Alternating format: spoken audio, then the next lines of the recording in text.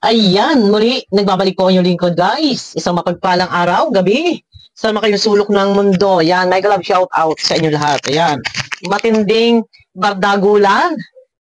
Sa anong dahilan? Dahil ba sa makeup at sa damit na suot? Yan ba ang dahilan? Kasi, doon sa live chat, doon sa live chat ni Kuya Bal, marami nagsasabi na ang ganda ng suot ni ganito, ang ganda ng suot ni ganyan, ang pangit ng suot ni ganon. Yan po yung mga comment. And meron pa nagsasabi na sa iba na natulungan na raw, dapat daw ay enough na. Yan, mga ganon. Lahat naman halos nababas ng Kalingap Angels. Sino ba nababas? Yun ang tanong. May aamin ba? Aaminin ba? Halimbawa, for example, yung isang supporters, ito ang mahirap kasi dito, guys, parang yung iba nagkakaroon ng sariling mundo. Gusto, parang yun lang talaga, yun lang. No, galit sila doon sa iba.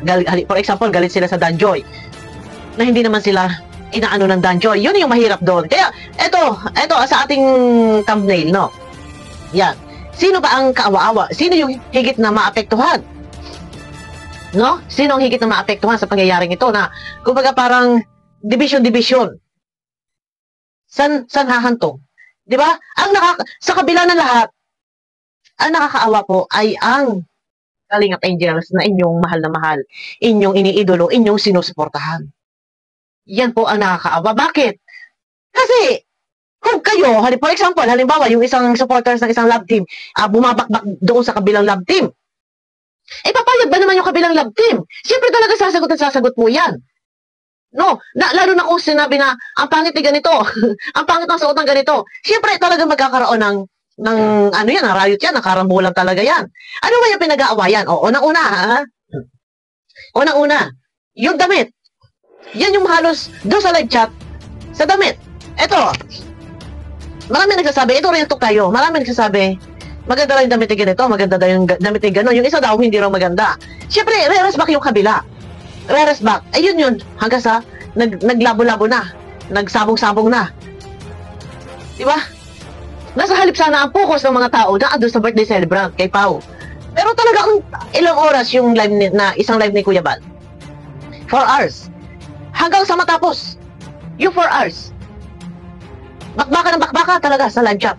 Ay, ang daming pumapasok. Ilan yun? Inabot ng umpisa pa lang, nasa 20,000 ay bakbaka na talaga Riot talaga Halo-halo na talaga. Grabe. Pero eto yan kasi, ang isa sa pinagtatalunan, yung suot, sabi, yung damit daw ni ganyan, ganito, gano'n. Eto tatanungin ko kayo, kapag ba kayo pupunta sa isang big event, sa isang malaking party, dibo. So, alam nyo na, pag dibo, talagang naka-ball gown yan. So, ngayon, kung ikaw ay kasali sa kotilyon, ano ang dapat mong suotin? Ito, pag i-analyze nga natin, guys, na maintindihan at mahimasmasan. Kung ikaw ay invited sa isang malaking event, no?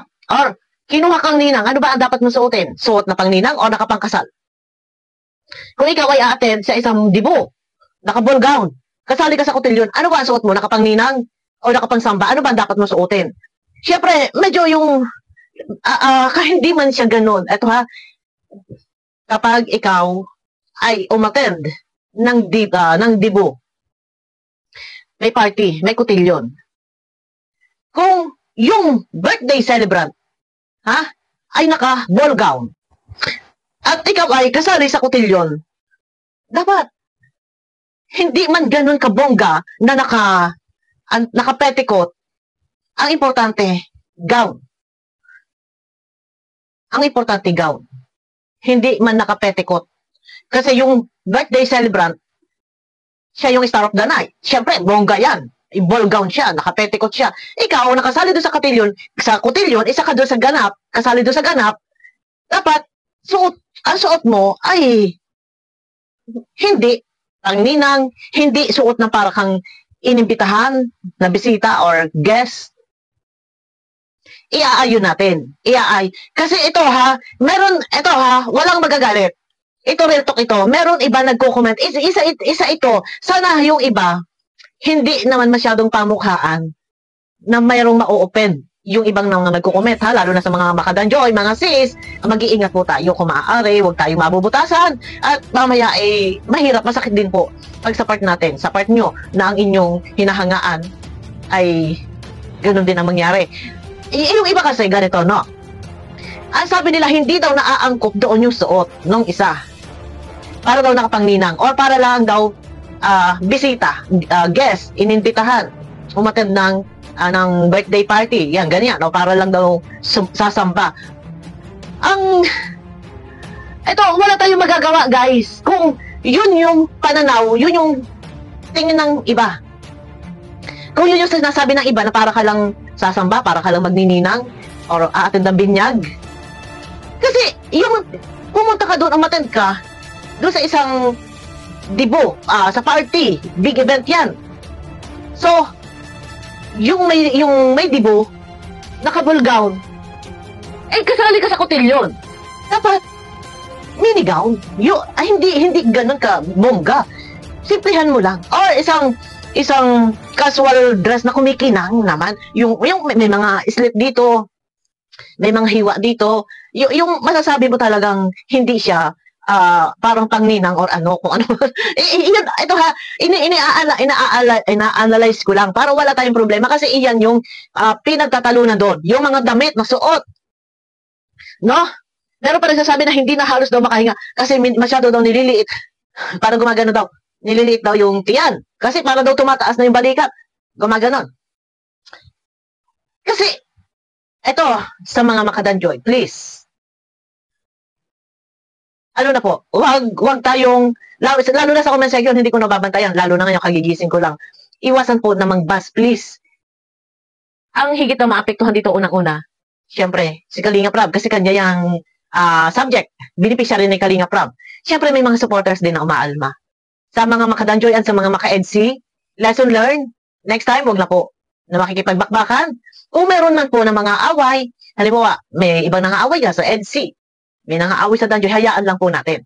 Hayaan nyo. At least, hindi mabubutasan ang EDC, hindi mabubutasan ang danjoy or kung mga Cedros, Lomel, ano pa. At least, hindi nabubutasan. Iwasan lang po makipagpardagulan, makipagbakbakan, makipagbangayan. Dahil kawawa po ang mga beneficiary, ang Kalingap Angels, na sa kabila ng maganda yung samahan, yapusan, nagmamahala ng Kalingap Angels, taliwas o salungat sa ginagawa ng mga supporters na siya na magbakbakan ng bakbakan, di ba? Yung time na yan dapat yan nandun nakaabang tayo kung ano yung ganap. Ang nangyari nga, ang inabangan, hindi yung may birthday. Ang inabangan is yung mga itsura ng Kalingap Angels. Alam nyo, noon pa, medyo parang mainit na sa pagitan. Hindi na lang tayo magbabanggit ng ibang panatiko. Mainit na sa pagitan, sa totoo lang.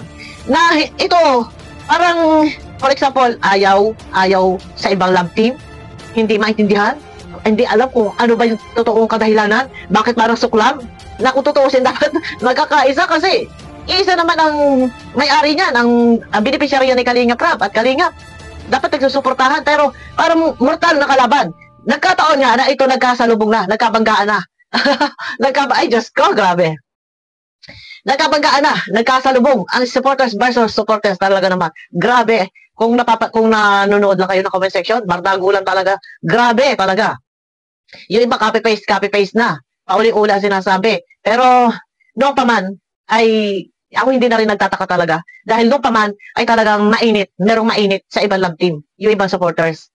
No? Mainit lalo na sa Danjoy. Mainit yung iba. Hindi ko alam kung anong dahilan. Pero basta, ang Danjoy ay masaya ang Danjoy. Kasi napaka-elegante ng damit ni Joy. At kumikinang-kinang. May paano pa yan sa likod. Diba? Ito, ang aking masasabi ito. Kung ikaw ay atin na 1,000, at lalo pat ikay kasali sa kotilyon.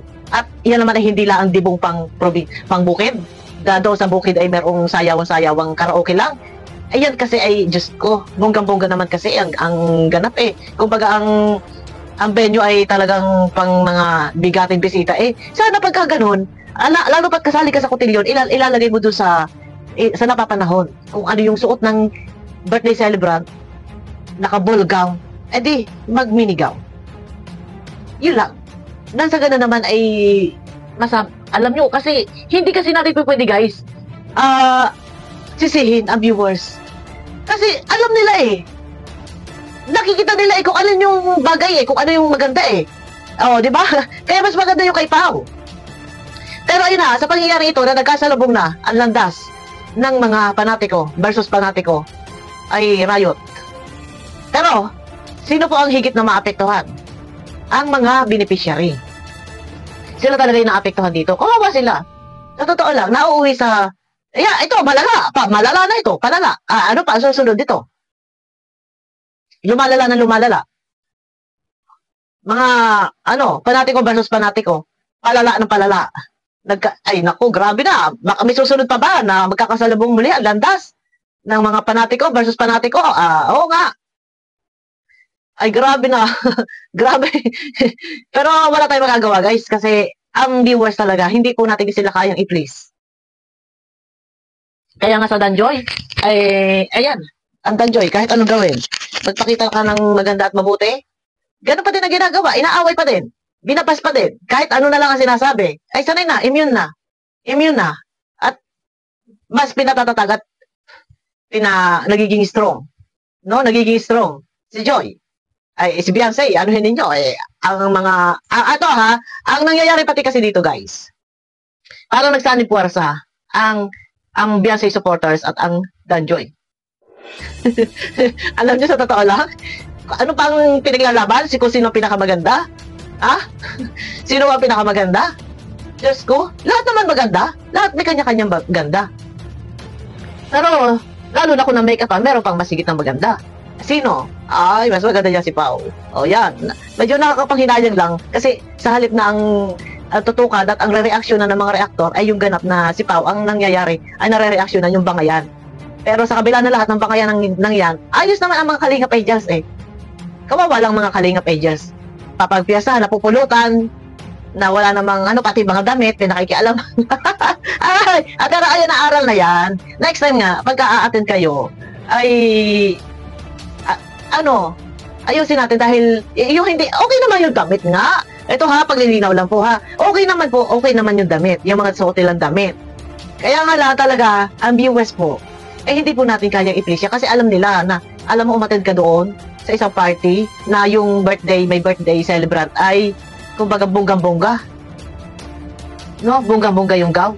Hindi kasi yan basta basta party kasali ka pa sa kotilyon. Ikaw dapat kasali sa kotilyon, hindi ka po pwedeng ang suot pangninang or panghawak sa binyag. Kailangan talaga yung suot mo is bongga. Di kasi sa iyo nakatuon yung center of attraction na sa iyo Sa iyo lahat nakamata Ang dami mong followers ang dami mong viewers. Huwag ka magpapahuli, huwag ka magpapaiwan. Ganun dapat, huwag ka magpapaiwan. Kasi marami ang nakamata, marami ang nakamonitor sa iyo. Kada galaw mo, kada kilos mo talaga nandiyan, na nakatingin talaga sila sa iyo.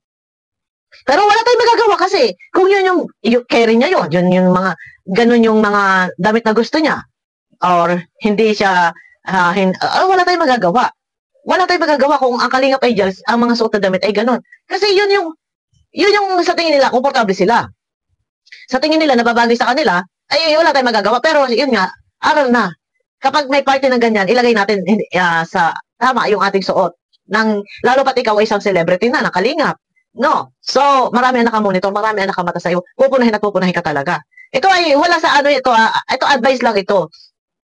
Pag-a-analyze lang, advice lang ito. Pupunahin at pupunahin ka talaga. So, kasi alam mo, isipin mo, artista ka ng Kalingap. Tapos alam mo, yun yung yun yung ganap mo doon, na sasayaw ka, kasali ka sa kotilyon. Ay, nasa iyo yung sa iyo nakapokus yung mga tao, lalo na yung mga supporters mo, mga viewers mo, sa iyo nakatutok. No? Di, yun na lang. Wala ba nag-guide? Wala ba nagsabi, nag-suggest na ganito yung suotin? Kasi ang iyong pupuntahan ay party. Pero yung kay Joy, okay yung kay Joy. Kasi nga nandiyan, sinamahan ng asawa ni Kuya Bobby. Pero yun na, dapat nag-guide. Kasi party yung pupuntahan mo, hindi ka a-attend ng binyagan or ng kasalan or hindi ka maghahawak sa binyag or magnininang. Kasi dapat naka-mini gown ka. Kahit man ball gown yan, huwag mo nalalagyan ng kotilyon kasi baka mas matalbugan mo pa naman. yung birthday celebrant. Oh, ano kutilyon? Wag mo na lagyan ng petticoat. Yan, petticoat. Alam mo niyo yung petticoat, yung plastic na sa loob ng damit para bumongga siya. Yon, wag na lang lagyan ng petticoat para hindi mo naman matalbugan yung birthday celebrant. Kasi yung birthday celebrant, siya yung naka-petticoat talagang bonggang-bongga talaga, makambong. O yun, ganun lang yun. Medyo siguro para sa akin, parang kinulang siguro sa, wala sigurong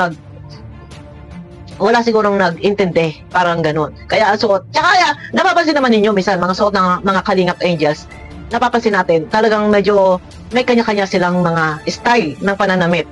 Yan, yung iba mahilig sa crop top, yung iba mahilig sa sinasabing Maria Clara, yung ayaw magsasando. Kasi paano nga kung magsasando kung malaki yung braso or na hindi sanay? Ayun, kanya-kanya naman po kasing style yan. Ito guys, wala sa kung ano man. No, basta lesson learned na kapag ganyan, sana mayroong mag-guide sa kanila or kapag timbre, ganito yung suotin mo kasi malaking event yan. Libo-libong manunood yan. No, libo-libo yung manunood. Kita nyo naman, guys, ang views. Oh, sa live ni Kuya Bal, ang laki ng views. Di ba? Ay, sa premiere pa ni Kalinga Prab, sa palaro, di ba? Libo-libo ang views. Ay, sa daming viewers na yan. Tapos nga, ay, kailangan magpapakitang gilas ka na para kasi yun, si Aya Midel. Si Aya Midel, talaga may US limang katawan na.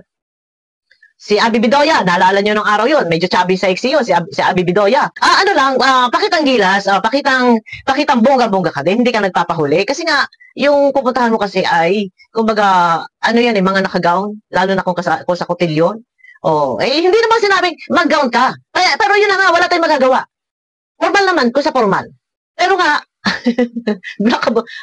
pero ay search niyo po sa Google kung ano mga sinusuot ng mga nagkukutilyo na ganyan. No, naka-mini gown sila. Hindi pa ayan na, baka pagtalunan pa to. Baka mamaya maging masama pa ito. Ay, aking opinion lang and advice ko ano yung dapat gawin. Lesson learned ba?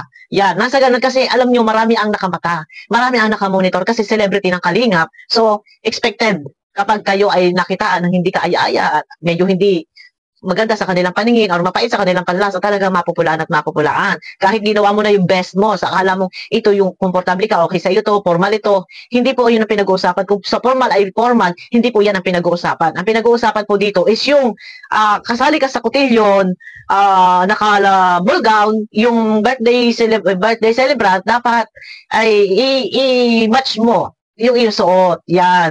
Medyo elegant na kaunti. Kung sa formal ay formal naman talaga. Yan. Kung ginawa pang parang binibining Pilipinas, mga ganun, may hikaw-hikaw pa pag gumagano, no? Mapapaltik-paltik yung hikaw. Yung mga ganun lang. Eto guys, no? Advice lang to, opinion ko lang to. Lesson learned, next time, ayan. Mahirap na pagka nagkabanggaan po ang supporters versus supporters. Minsan lang to nangyari na talaga nagkasalubong na ay lumalala, palala ng palala, lumalala. Meron bang kapayapaan pa? Magkakabati-bati pa? Abangan nyo ko guys sa aking next video. Sila ba'y magkakabati-bati pa? O magkakaayos pa? Medyo parang sa tingin ko'y malala na. Ayan na, abangan nyo ako sa aking next video guys. Pakiclick naman po ng thumbs up nang sa ganun nice walk sa panlasa ni YouTube. Mega love shoutout. Bye-bye.